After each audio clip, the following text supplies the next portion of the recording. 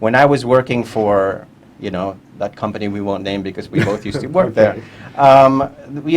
there was an annual live television show, which was probably one of the biggest watched shows, big event of the year. Mm-hmm. And the interesting thing is that my team was responsible for monitoring social media, right? And there was this thing where every year this would roll around and there would be more and more complaints about the amount of advertising. And so we were actually wondering, do we in fact have more advertising than previous years? Mm-hmm. And realized that actually my theory was that it wasn't that because we were actually airing more ads, it was because there were people who were probably, that was the only time they were actually watching real, normal, live television.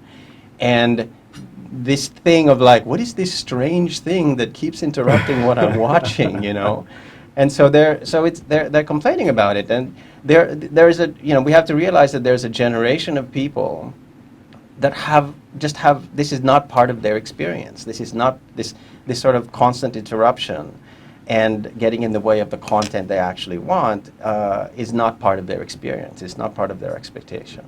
All right. Having said that, then what are the changes that you are proposing? Because you're saying that brands should be creating content. So when you say content, what exactly should they be creating? Yeah, so the challenge is, I think, that instead of brands playing the role of interrupter, brands actually have an opportunity today to create content that people actually want, right? It's actually stuff that's valuable. It's actually stuff that people would be willing to subscribe to and actually seek out, and not just seek out and subscribe to, but actually listen to willingly, watch willingly, and be willing to share. From listening to you saying that, I'm thinking, so brands have to start creating TV shows and radio programs or online content that will engage people? Absolutely. Without really pushing what you're selling, but having your product be part of the story? Yeah, so let me give you a couple of illustrations. And I love talking about SMEs, right? Because, first of all, SMEs make up the bulk of the companies in Singapore. Most people don't realize it because, of course, the big companies are the ones that people tend to remember. But the majority, 90+% of all the companies in Singapore are actually small companies. Mm-hmm. And this particular type of approach for content marketing, I believe, is very, very relevant, especially to SMEs. And whenever I think of some of the best content marketing practices, I inevitably think of small companies who are doing really interesting things on platforms like YouTube, for example. Okay. So let me give you an example. My favorite example, which I love to talk about, is one of my hobbies is I like watches, right? I like collecting watches. And so there is a watch retailer, online retailer, based out of the East Coast in the United States. And he sells, sort of mid-range watches. He has a YouTube channel. He does a YouTube video a week. Mm-hmm. And he talks about watches. It's not hard sell. He doesn't push stuff. He doesn't talk about promotions. He doesn't rarely ever talks about pricing. But he talks about things like, what is the difference between mineral crystal and sapphire crystal, and et cetera, et cetera. And it's just nerdy stuff for people who are really interested in watches, basically like watch nerds like myself. Okay. And as far as I can tell, this is his only marketing. His entire marketing consists of his YouTube channel and an email newsletter. And he shoots the videos in his office, right? And so it's really, really inexpensive. Amateur? Well, not amateur. It's actually very well done. Okay. And it's well done because he knows his stuff, right? I mean, Okay. he really knows what he's talking about, and they get really very detailed into their hobby. The guy has 100,000 subscribers, 22 million video views. Wow. Production budget 0. Wow.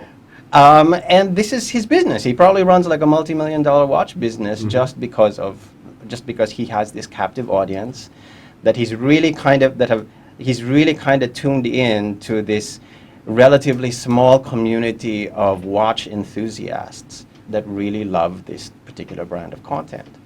And there are so many, there's all kinds of different scales. I've given you like the SME example. There are big, huge examples of from big corporates that kind of do the same thing. And if you think about a company like, say, Salesforce, right? So Salesforce has an annual event called Dreamforce. Okay. And essentially, I think I've attended one before in San I'm sure you Francisco, have, yeah. And they're massive, right? Right. And people show up because of the content at these events. They have industry experts talking about the industry and talking about Salesforce, right? Last year, 170,000 people showed up. To even attend Salesforce, you have to pay, it's about $2,000 a head, I think, Oh, to wow. attend. Okay. So imagine 170,000 people paying $2,000 a head, plus hotels, plus flying there, et cetera, to be able to attend an event branded Salesforce, to listen to people talk about Salesforce. And people pay for that. Right. And the reason for that is because they see there's enough value in the content that they get, and there's a following around it, and they make it a point that every year I got to attend this event, right?